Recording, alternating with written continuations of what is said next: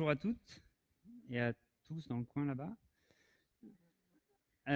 Donc je suis Jonathan Maga, je représente Boostignon, le plus vieil incubateur de start-up de Lyon. On est à notre 13e promotion. Accessoirement, je suis aussi cofondateur de Grizzly, un assistant pour les chefs de projet. Aujourd'hui, on va parler de pourquoi pitcher et puis je vais vous partager mes petites astuces qui font que j'ai réussi à aller jusqu'en finale du concours de Lyon Startup, que j'ai réussi à convaincre des banquiers, des associés, des financeurs, des investisseurs aussi. Si je vous dis ça, si je vous donne ces petits exemples, on est un incubateur, j'ai convaincu des gens, etc., c'est tout simplement parce que l'objectif unique de faire un pitch, il est simple, c'est de laisser une empreinte. C'est-à-dire qu'il faut que vous restiez dans la tête des personnes et surtout que vous les ayez convaincus. Donc dès que vous commencez à parler, dès que vous ouvrez la bouche, tout ce que vous dites, ça doit servir à convaincre. Aujourd'hui, je vous ai dit que je faisais partie d'un incubateur, que j'avais monté ma boîte, que j'avais convaincu des gens. Tout ça, tout ce que je commence à dire, ça participe au message que je veux faire passer.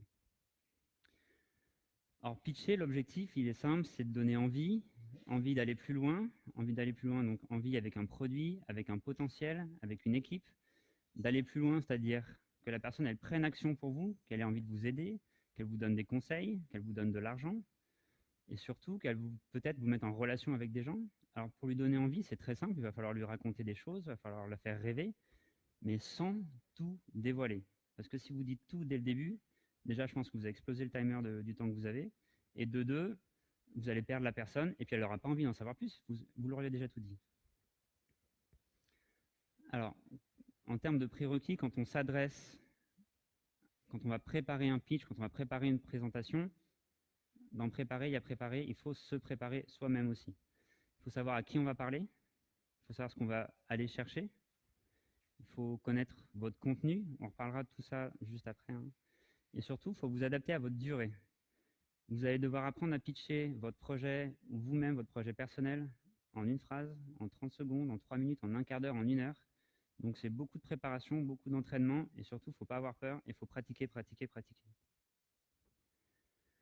Alors nous, chez Boostignon, on a une pratique, on va dire, qui est qu'on compose nos pitchs de en 3 étapes. La première, c'est une accroche. Ensuite, vous avez une base. C'est dans cette base que vous allez piocher pour adapter vos arguments à la personne, adapter vos slides sur un PowerPoint, adapter ce que vous allez dire à la personne. Et enfin, on finit toujours, je dis bien toujours, par un call to action. Qu'est-ce que vous voulez de la personne en face de vous ou de votre audience? On ne finit jamais une présentation par « voilà ». Je pense que vous l'avez déjà fait, je l'ai déjà fait beaucoup de fois, ça ne se fait pas. Alors, qu'est-ce que c'est une belle accroche? Une belle accroche, moi je suis très partisan de raconter une histoire, un peu à l'américaine, façon Walt Disney, il y a une petite princesse à sauver, il y a un dragon, c'est son problème, et vous êtes le chevalier servant qui va venir résoudre son problème. On n'est pas obligé de raconter une histoire, on peut donner un chiffre qui fait peur. Attention, dans 50 ans, il fera plus de 50 degrés à Lyon. Qu'est-ce qu'on fait pour le réchauffement climatique, par exemple? C'est un chiffre qui fait peur. On peut avoir une anecdote. Il m'est arrivé telle chose, il s'est passé ci, voilà. Le but de raconter cette histoire, ce chiffre, cette anecdote, ça va être d'identifier le pain point, le problème auquel vous allez répondre, et que la personne à qui vous racontez cette histoire, elle s'identifie aussi. Il faut lui faire vivre l'histoire. Il faut créer le lien. Et avec ça, normalement, vous captez l'attention de la personne. Je vais vous raconter, moi, mon histoire, ce que je dis en général quand je pitch. C'est très simple. J'ai passé 5 ans en tant que chef de projet. J'ai fini par faire un burn-out. Je me suis promis que plus jamais un chef de projet devait faire un burn-out. Comment je le fais? Et là, vous enchaînez sur votre suite, votre base. C'est un exemple, c'est très simple. Mon histoire, elle a fait une phrase. Vous avez compris ce que j'ai vécu, vous avez compris mon métier, vous savez à qui je m'adresse. C'est aussi simple que ça. Votre base, c'est un petit peu votre jeu de cartes, celui avec lequel vous allez jouer. Vous allez choisir, vous allez piocher des cartes dedans et vous allez prendre le meilleur de votre jeu de cartes pour la personne en face. Alors, ici, moi, je vous fais un exemple, on va le détailler un peu, mais pour quand on présente une start-up, bien sûr, tout ça, ça peut être adapté si vous cherchez un boulot, si vous avez un projet personnel, ça peut s'adapter pour plein de choses. L'idée, par contre, c'est toujours la même, c'est de sortir des arguments qui soient convaincants. Nous, comment on structure un pitch pour une présentation devant n'importe qui, un investisseur ou autre? Une fois que vous avez présenté votre histoire, il va falloir que vous présentiez votre proposition de valeur. Qu'est-ce que vous allez apporter à la personne? Qu'est-ce que vous allez promettre? et qu'est-ce que votre service va permettre de réaliser. Aujourd'hui, mon produit, vous l'avez compris, c'est un assistant pour les chefs de projet. Ma promesse, ma proposition de valeur, c'est de leur faire gagner 30% de temps de travail en automatisant une partie de leurs tâches pour qu'eux ils puissent se concentrer sur le travail qui est humain, là où ils sont forts. Gérer leur équipe, gérer leurs relations clients, faire leurs recommandations, etc. Ensuite, on explique comment ça fonctionne concrètement, mais pas dans le détail. On ne va jamais raconter toutes les fonctionnalités de vos produits, toutes les spécifications des tissus que vous allez mettre dans les vêtements que vous allez faire. Non, ça, on s'en fout. Vous dites, moi, je fais des vêtements made in France, ma solution, elle est sur telle plateforme, elle va se réaliser de telle manière, mais on ne rentre jamais dans les détails, vous n'avez pas le temps. Hyper important, la différenciation. Vous avez forcément des concurrents. Vous cherchez un boulot ou vous créez une boîte, vous avez des concurrents. Qu'est-ce qui fait que vous êtes mieux que les autres? On ne dénigre jamais. On ne dit pas, eux, ils sont mauvais. On dit, moi, je fais mieux qu'eux. Ensuite, il faut parler de votre marché. Qu'est-ce que votre marché? Comment est-ce que vous allez l'attaquer? Alors, quand vous ne savez pas encore, vous n'êtes pas obligé de sortir des chiffres. Mon marché il fait telle taille, on peut faire tant de millions d'euros dessus. Vous dites juste, moi, je vais m'adresser à ces personnes-là. Elles ont tel problème. On sait qui c'est votre marché. Plus tard, quand vous aurez les informations, quand vous pourrez appuyer votre discours, vous pourrez aller donner des chiffres. Il ne faut pas vous braquer dès le début. Vous dites, OK, moi, mon marché, c'est ces personnes-là. Moi, je vais m'adresser aujourd'hui aux agences de communication, aux agences web, aux cabinets de conseil. On sait qu'on en a beaucoup en France et l'avantage, c'est que c'est un marché mondial. Je ne vous ai pas donné de chiffres, mais pourtant, vous savez à qui je m'adresse. Hyper important, si vous montez un projet et que vous avez une équipe, dans les stages très tôt du début de projet, vous n'avez rien à montrer. Vous n'avez que votre vision, votre ambition, et les seules choses de concrètes que vous avez, c'est vous. C'est les personnes, c'est l'équipe. Donc c'est hyper important de vous vendre vous-même et de vendre aussi la complémentarité de vos équipes. Si vous montez ça avec un copain, une copine, vous avez des compétences qui sont complémentaires, c'est hyper important et c'est ce que vont chercher les personnes qui vont vous suivre, ou vous financer ou devenir vos clients. Elles cherchent avant tout à vous faire confiance à vous, avant de faire confiance à votre produit. Parce que si votre produit il a un problème, c'est vous qu'on va appeler. On va aussi parler, quand on pitch, de votre stade d'avancement, où est-ce que vous en êtes, quand est-ce que vous avez commencé. Mais alors là, pas la peine de faire une genèse. C'est juste, on a commencé il y a 6 mois, voici nos grands jalons par lesquels nous sommes passés, et ensuite vous enchaînez sur où est-ce que vous allez demain. Et c'est hyper important de parler de où est-ce que vous allez demain, de votre objectif. Pourquoi? Parce que ça leur montre qu'encore une fois, vous avez une vision, vous avez un objectif, et surtout, ça vous permet d'amener la dernière étape de votre pitch, votre call to action. Alors, call to action, c'est un terme anglais. Dans vos pitchs, essayez de garder que des termes français simples à comprendre. Mais call to action, c'est un appel à l'action. Qu'est-ce que vous voulez de la personne qui est en face de vous? Est-ce que vous allez chercher de l'argent? Est-ce que vous allez chercher des clients? Est-ce que vous allez chercher des testeurs? Est-ce que vous allez chercher des partenaires, des mentors, des recrues? Adaptez à chaque fois votre call to action en fonction de qui vous avez en face. De toute façon, un pitch, c'est de la communication. C'est un message, une cible, un objectif. On va parler de la forme rapidement, quelques petites bonnes pratiques. En général, quand on fait une présentation, un pitch, souvent, c'est cadré entre 2, 3, 4 minutes, quand on présente un projet en tout cas. Et de façon générale, vous devrez convaincre en moins de 2 minutes. La première partie, le truc qui fait que vous convaincrez le mieux, c'est votre accroche, c'est votre introduction. L'introduction, elle doit être brève, avec des phrases courtes, et surtout, elle doit faire moins de 30 secondes. Si votre produit, votre marché est très complexe, allez, montez à 45 secondes, c'est cadeau. Mais vous ne dépassez jamais ce temps-là. Au-delà de ça, vous avez perdu les personnes, ou alors c'est trop compliqué, vous pouvez faire plus simple. Si vous avez un slogan, profitez-en, dites-le. Racontez une histoire, moi je l'ai déjà dit, j'adore ça, et ça marche vraiment. Et entraînez-vous surtout à trouver les histoires, essayez-les jusqu'à ce que ça convainque. Et nous, on est partisans aussi du principe KISS. Alors KISS, c'est très simple, ça veut dire Keep it simple, stupid, pardon. En gros, gardez les choses simples. Vous devez pouvoir expliquer votre projet à votre fille de 4 ans ou à votre grand-mère de 74 ans. Il faut que vous ayez des mots simples, des phrases courtes et que ça soit percutant. Appuyez toujours votre expérience, votre crédibilité. Tout ce que vous vous dites doit montrer que vous êtes la personne pour monter ce projet-là. Donc tout ce que vous pouvez dire qui va appuyer votre crédibilité, ça va jouer. Le fait que vous ayez de l'expérience, que vous ayez bossé 6 ans dans ce secteur-là, que vous ayez déjà des early adopters, que vous ayez déjà des gens qui sont intéressés, que vous avez déjà un partenariat. Tout ce qui peut faire que vous allez asseoir votre crédibilité, ça joue. Le sourire, moi je sais que j'ai un peu un problème des fois avec ça, j'essaie de sourire, mais c'est pas toujours facile. Donc essayez de garder le sourire, c'est hyper important, surtout ça donne envie d'écouter. Et ce qui est hyper important, c'est le rythme. J'espère que je n'ai pas parlé trop vite depuis le début, j'essaie de ne pas parler trop vite, je me suis énormément entraîné là-dessus. Si vous parlez vite, ralentissez. Si vous ne parlez pas assez vite, accélérez un petit peu. Il faut tenir les gens en haleine. Et surtout, je vais vous donner une petite astuce, un truc qui marche très bien, c'est les pauses. Ça permet d'appuyer un argument, ça permet d'asseoir les gens, ça permet de les recapter. Faites des pauses. Vous sortez un gros chiffre, pause. Vous avez eu un succès, pause. Et vous allez voir que les gens ils vont faire OK. Et là, ça marche. Vous allez pouvoir appuyer vos idées. Et enfin, répétez. Si vous n'avez pas compris, répétez. J'ai répété, ça fait 2 jours après que je répète pour ici, j'ai pas répété beaucoup de fois, j'ai répété quand j'avais le temps. Mais je peux vous dire qu'il n'y a pas très longtemps, je n'ai pas répété pour une présentation, c'était un truc assez important.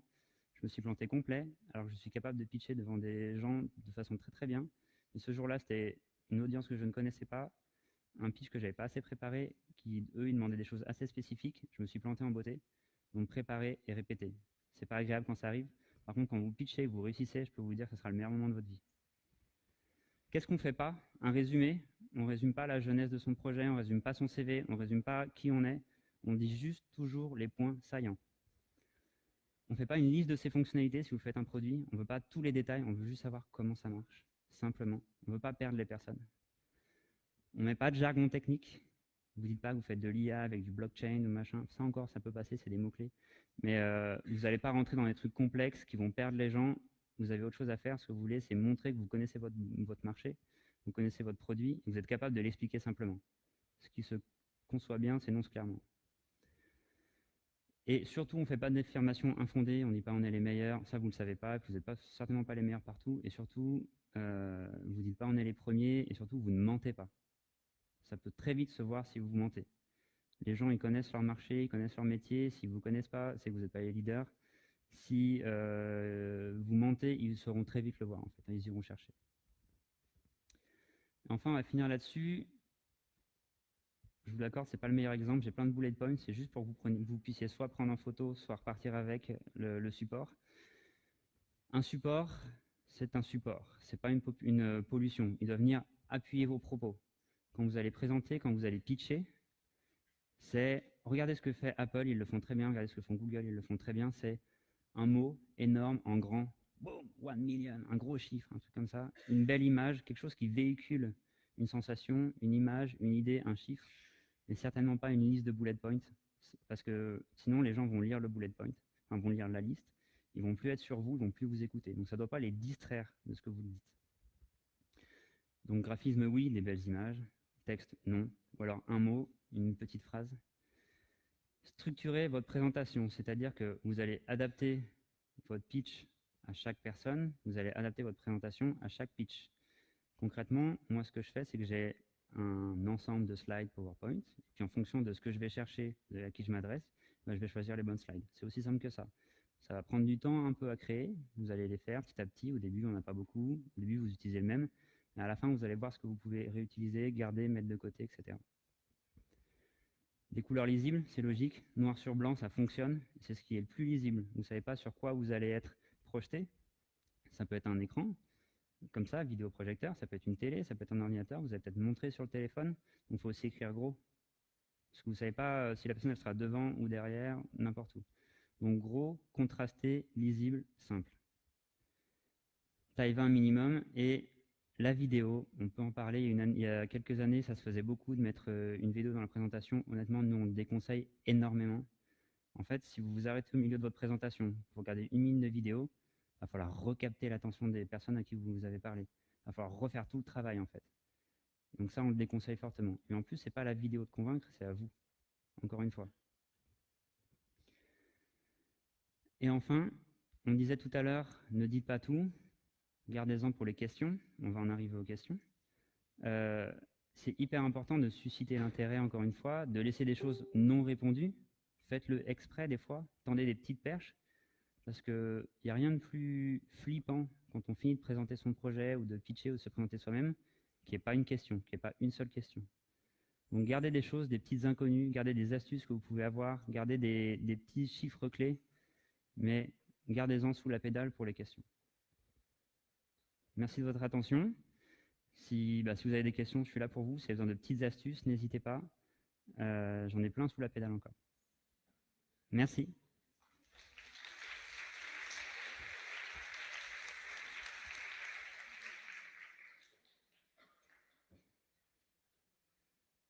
Pas de questions?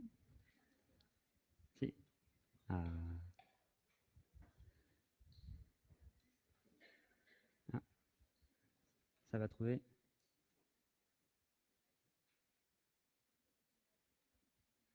Réessaye. Oh non, ça marche pas. Si. Bon, c'est bien pour vous sauver, hein, pour vous donner une petite question. Ouais. Est-ce que vous êtes des ateliers pitch à Boustignon? Alors, on peut. En fait, c'est tous les jeudis matins, on fait ce qu'on appelle un open coffee. Donc, vous venez dans nos locaux, c'est à Guillotière, c'est de 8h à 10h, et vous venez discuter avec les gens et parler de votre projet. Ne serait-ce que discuter avec des gens et parler de votre projet, c'est déjà une première manière de pitcher, d'affûter son discours, de voir ce qui plaît, ce qui intéresse, etc. Et de temps en temps, on fait des sessions pitch à ces occasions-là. Et après, effectivement, nous, on a un accompagnement où là, vous avez des formations qui sont c'est un accompagnement de 6 mois. Et là, vous venez, on vous casse les genoux sur votre projet, on vous apprend à pitcher, on s'assure qu'à la fin, vous sortiez avec une idée, en tout cas un début de projet, un début de produit et un concept qui tiennent la route. Mais en tout cas, oui, on fait de l'accompagnement au pitch. Et au-delà de ça, parce que je ne presse pas que pour ma paroisse, il y a un très très bon exercice pour apprendre à pitcher si vous avez un projet, c'est Lyon Startup. C'est gratuit, ça dure 4 ou 5 mois. Et là, vous allez avoir au moins, je sais pas, 5, 6 sessions devant des jurys. Je peux vous dire qu'il n'y a pas meilleur exercice. Oui. Oui, bonjour. Je voulais juste revenir sur la vidéo. Donc, je suis totalement d'accord avec vous. Je voulais savoir si on la mettait en intro. Est-ce que ça peut être quelque chose... Moi, j'ai ça, par exemple, j'ai fait un cours d'avalanche et le début de la session, c'était une vidéo d'avalanche. Et je pense que ça a quand même bien marqué. Ouais. Et c'est qu'il n'a pas eu besoin de reprendre notre attention parce que bon, il n'avait pas commencé. C'était au début. Ouais. Ouais. Alors, effectivement, là, on n'avait pas beaucoup de temps, donc je ne me suis pas étalé dessus. Nous, ce qu'on peut recommander éventuellement, il y a 2 types de vidéos qu'on peut recommander. C'est soit le truc choc de quelques secondes qui va vous permettre d'impacter, qui va faire l'effet waouh, comme vous avez fait, et qui va pouvoir finalement lancer le discours. Soit c'est l'autre alternative, c'est quelque chose en fond, qui tourne un petit peu en fond, qui déroule, mais voilà, pas une vidéo d'1 minute, clairement pas, quoi. Mais on n'est pas contre un petit truc un peu cash, effet waouh de quelques secondes pour commencer, pour impacter en fait. Voilà.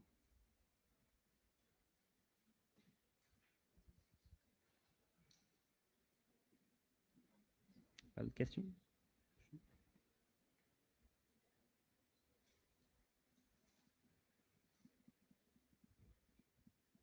C'est pas d'autres questions, je vous laisse. Ah.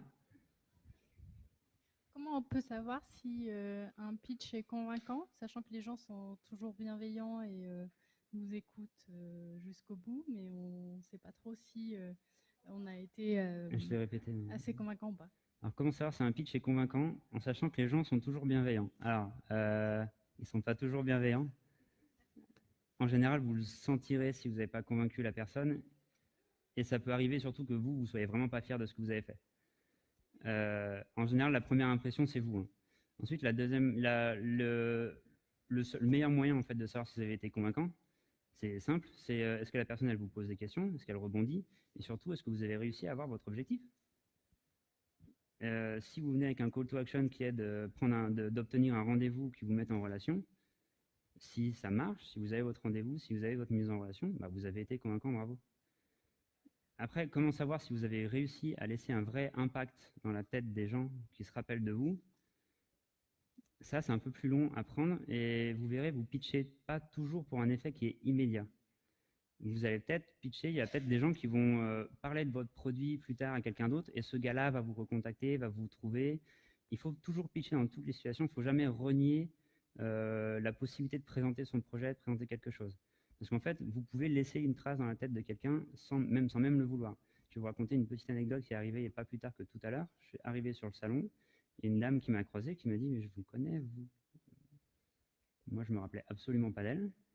Elle me dit « Mais si, on s'est déjà vu, et, etc. » Je dis « Bah, vous avez fait Boustignon, vous avez fait Lyon Startup, on s'est croisé quelque part. » « Ah non, non. » Et elle me dit « Ah, mais attendez, vous n'auriez pas présenté votre projet, vous n'avez pas pitché l'année dernière au salon d'entrepreneurs ?»« Ah si. » Et ben voilà, juste comme ça, j'ai laissé une empreinte.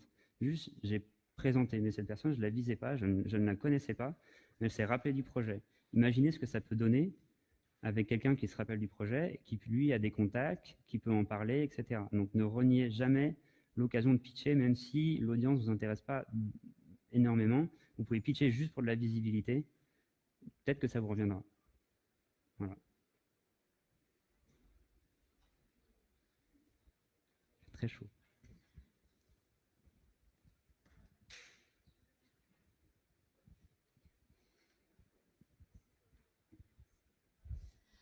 Excusez-moi, c'est moi là, ici. Oui, vous aviez dit que le pitch devait durer 2 minutes, c'est ça? Alors, non, pas forcément. Le pitch, en général, alors, si vous êtes dans le cadre d'un concours, d'une épreuve, de quelque chose, en général, il vous donne une durée, entre 2 et 5 minutes. Suivant les stades avancés, ça peut monter jusqu'à 10, 15 minutes. Mais en vrai, un pitch, c'est surtout la présentation, les premiers moments. Donc, quand vous allez rentrer en rendez-vous commercial, vous allez d'abord devoir capter l'attention. Ça reste un pitch. Ah, d'accord. Après, vous verrez, vous croisez quelqu'un qui vous intéresse dans l'ascenseur un jour, ce qu'on appelle l'elevator pitch. Vous allez avoir 2, 3 étages pour capter son attention.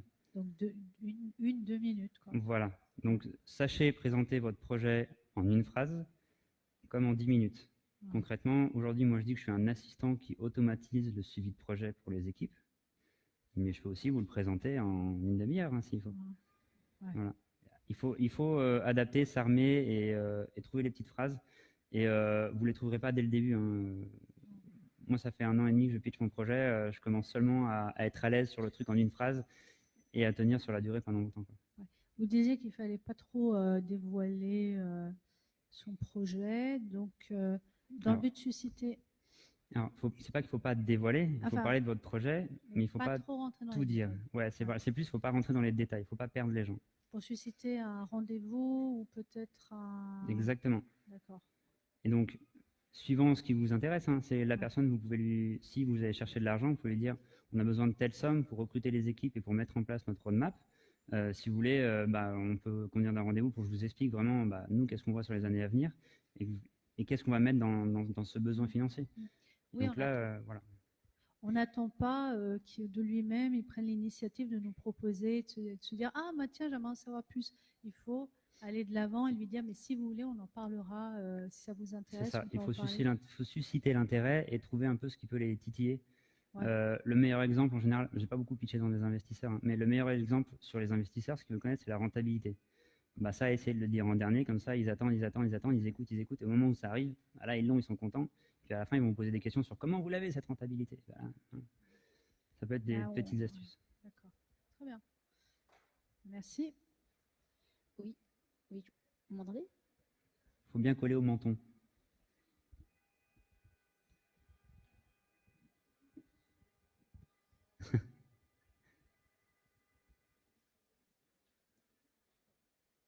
Oui, je voulais savoir si...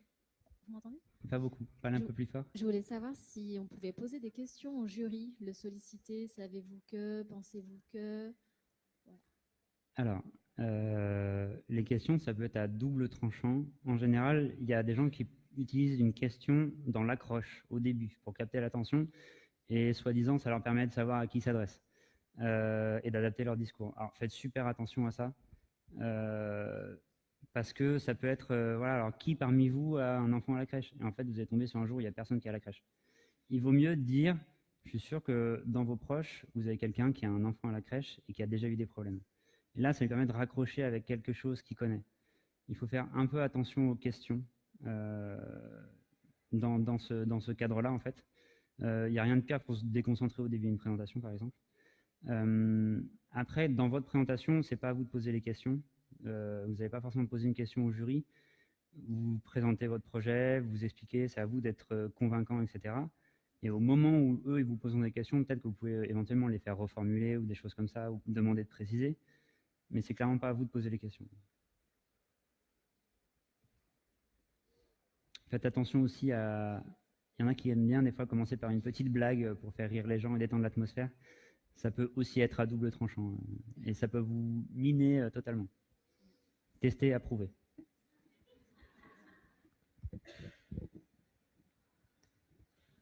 Ah, il y a une question au fond là-bas.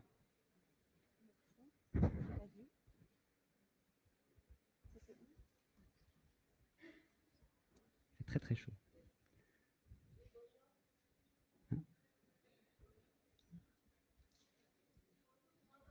Un peu, oui.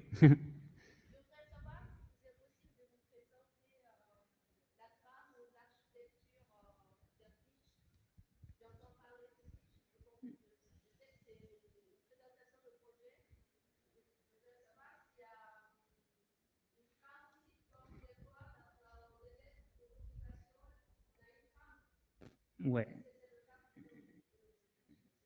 La trame, elle est très simple au début. C'est accroche, base, call to action.